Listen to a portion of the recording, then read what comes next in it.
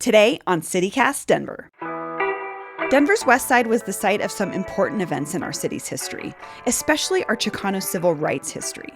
Now, a new designation for the La Alma Lincoln Park neighborhood goes before City Council tonight in the hopes of recognizing and preserving that community. Truth be told, when I first started on the Historic Denver board, I looked at the historic landmark map, and the key was over Barnum. It was over the West Side. So if you're not even on the map, you're not even part of the conversation. Today is Monday, August 2nd, 2021. I'm Bree Davies, and this is CityCast Denver.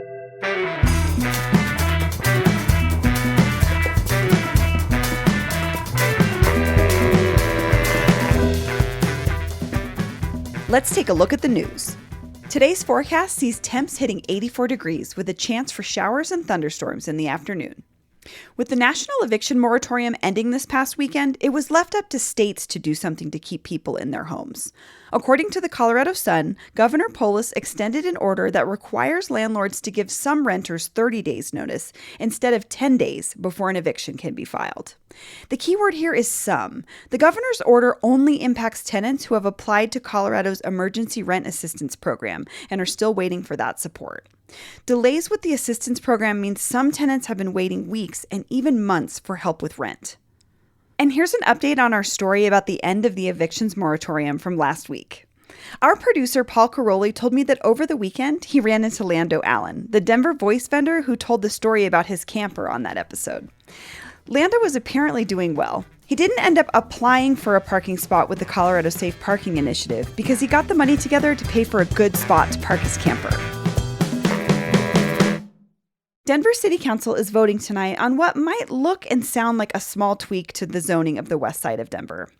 It doesn't have a ton of major practical implications. It's not going to lead to any massive redevelopment projects or new construction, but it does mean a lot to many of the people who live there. They're voting on a proposal to designate the neighborhood of La Alma Lincoln Park a historic cultural district.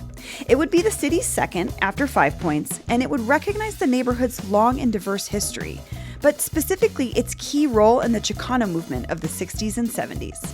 We wanted to understand what that designation and that history means to the people who live in the neighborhood today, so we met up with a few community members at the La Alma Rec Center. Here's Kathy Prieto and her daughter Desiree. I was here clear back in the early 50s. I was born in 55, and I lived on 9th and Mariposa, 953 Mariposa, the Red Projects. We were just all around the West. I mean, this has been my home since, and this is where I brought my kids up. My mom was an activist. She was really a part of the movement. Yeah, she was, and she was really into what she believed, for the people, We even had Cheech and Chong out here one year, and it was like the Chicano power, and sure, that's what we did, And her house is where you live now, right? Yes, that was hers and my dad's. Back in the 60s when we moved in there, it was the gathering place and still is to this day, and they, everybody knows John and Helen's house. I'll just add to what my mother was saying. I was born in 1974, and I've been real close to my grandma and grandpa my whole life until they passed.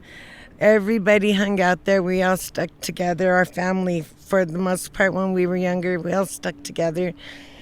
I mean, this neighborhood has been through so many different phases and different things. Yeah. Some good, some bad.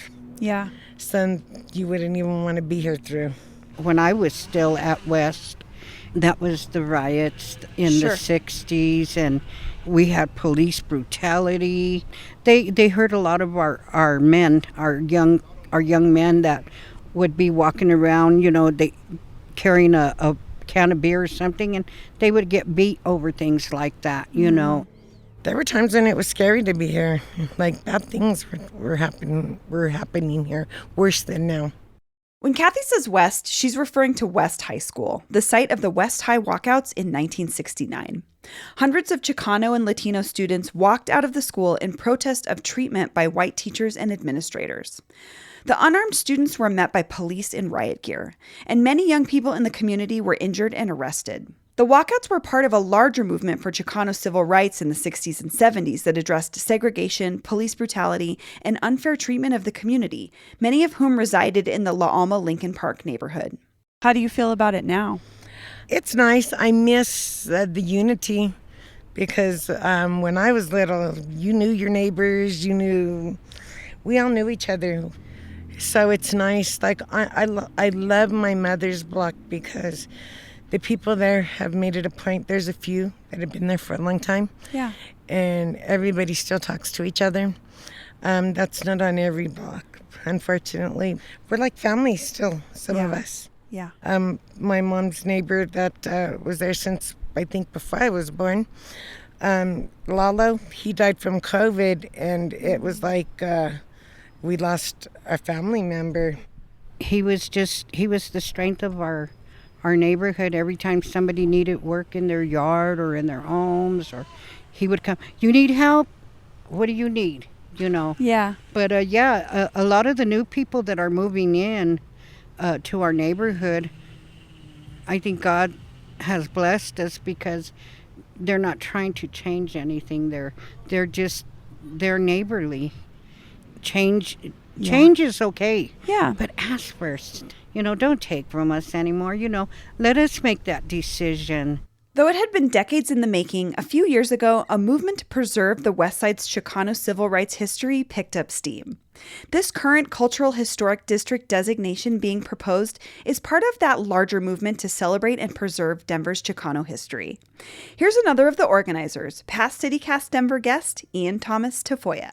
Ian, how did you get involved with this historic cultural district project? Well, I think I first heard about this project because I've been following along with Historic Denver, and I lived here in La Alma. And then I luckily became a board trustee of Historic Denver, and so this has been a project that has been really a labor of love. My family lived here in the West Side. I think we've seen a lot of displacement and removal of Latino people, and so just the saving of the culture has been really empowering. And when I lived over here, the art was the most empowering part for me. I had worked in the government. I worked in the situation where you were supposed to conform. You cut your hair, you can't wear jewelry, that kind of thing. And then you're here and you see this like powerful cultural context of men, I guess, bending the traditional gender lines in a lot of ways as our culture would see it, but not mine. Talking about the police violence here in this community, I've witnessed so much police violence in my community. And how old are you? 35. Right. So it's not in the past. Absolutely not. And really working on this has shown me so much more because they were saying every time 10 people wanted to come to the park and hang out, that was the police coming and busting you up and beating you up. If you were lucky, sometimes there would be guns and violence. And I mean, we have to remember that there are many parks over here, Sunken Garden Parks, this park on the side that said no Mexicans allowed except on certain days of the week. So full on segregation. And so, the murals here, all of it is about reparations and reclamation. What is preservation going to do for something like the murals or that culture? I think it's very similar to the national park system in a lot of ways. You're creating a reason for people, inducing demand for the consumption of that culture and that heritage. We've had a chance to do a lot of tours here now since this whole conversation began, just nationally. And I think it's incredibly relevant now because we've seen the zoning here on Santa Fe. Mm-hmm. And I think it's important for people not to forget both the indigenous motifs, but also the importance of this space in the Chicano movement. For me, too, with the historic preservation, and we talk about climate crisis, right? Yeah. Well, the whole reason that area, the real impetus to remove it was for the fact that there was a flood that degraded some of the properties, and that was used as an opportunity to displace, to renewal, community. Urban renewal, right? And urban renewal or gentrification, look at what they've done on I-70. And so I think there's a concerted effort by Chicanos, Latinos to protect our heritage on this side of town. I mean, truth be told, when I first started on the Historic Denver board, I looked at the historic landmark map, and the key was over Barnum. It was over the west side. So if you're not even on the map, you're not even part of the conversation. This action project by Historic Denver, this is hopefully the first of many. Yeah. And we've done a lot of work through the pandemic on our own diversity and equity, trying to tell more of the stories that are here. And I think the cultural district's great because it's flexible. Yeah. There's a lot more flexibility in it, and just from design standards, but still maintaining the culture. But I think a real perfect example, the Landmark Preservation Commission has only white people on it. And so, part of my remarks at that level were, it's great that you're here and that you care about this, but part of the problem is that we're a dozen Latinos asking to protect our heritage, and it's an all-white board that makes the decision. Yeah, that's a pretty powerful dichotomy to look at and say, so you're the decision makers and we're the community, when it should be we are the decision makers as well as the community. Yeah, exactly. The Landmark Preservation Commission already approved the Historic Cultural District designation in June, and the Planning Board endorsed it earlier this month. So the only step remaining is the City Council vote tonight. If they approve, certain buildings will be protected as landmarks that contribute to the culture. Plus, any homeowner hoping to do exterior alterations will have to go through a design review to make sure the changes are in line with the district. I really hope and encourage the City Council to vote for this. I think you can't just espouse values through rhetoric. It has to show up in policy and in projects and in zoning and in decisions. And this is a chance for them to get it right. And having sat on the Blueprint Denver plan, the long-term 20-year vision for the city, I've really encouraged the city to think about historic preservation at the same time that they're thinking about expansion, because the community's already together. Right. And for Kathy and Desiree, there's hope that this historic cultural district designation would encourage some of their neighbors and their homes to stay rooted in the community. I'd like to keep a lot of our houses, a lot of our neighbors. We go outside and we talk about it, and they talk about fixing this and fixing that. And we ask it, are you ever going to leave? No. Like it's just the way it is. I'm comfortable. I'm really comfortable. That's the only house all of our family know. Yeah. So, yeah. And it's in a really special neighborhood. Yes, it is. Yes, it is. Hi, it's Paul.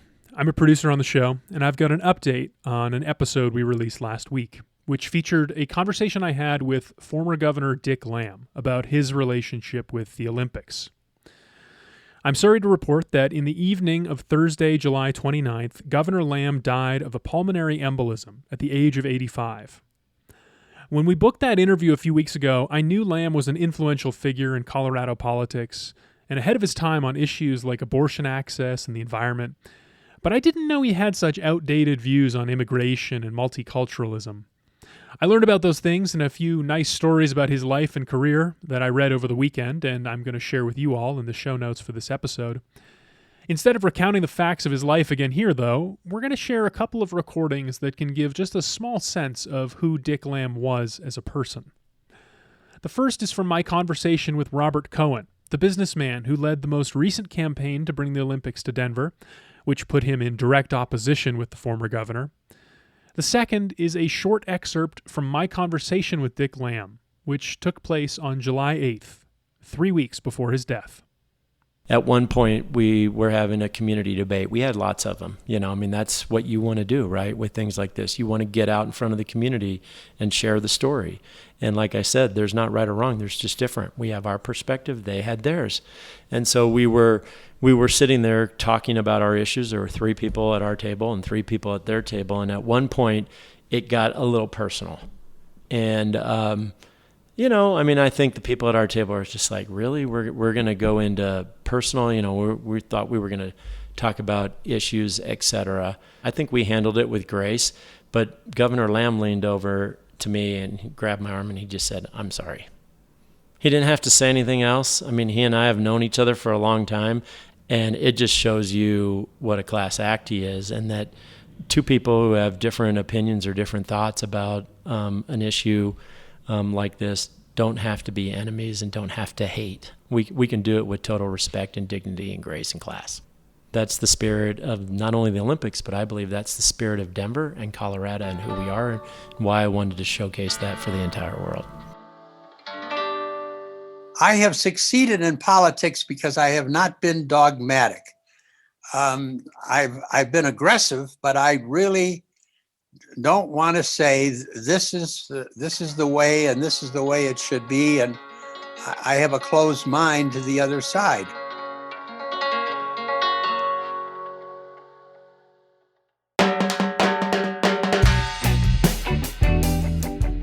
That's all for today here on CityCast Denver. If you enjoyed the show, why not take a minute to tell a friend about us, rate the show wherever you get your podcasts, and subscribe to our morning newsletter. We'll be back tomorrow morning with more news from around the city. Later.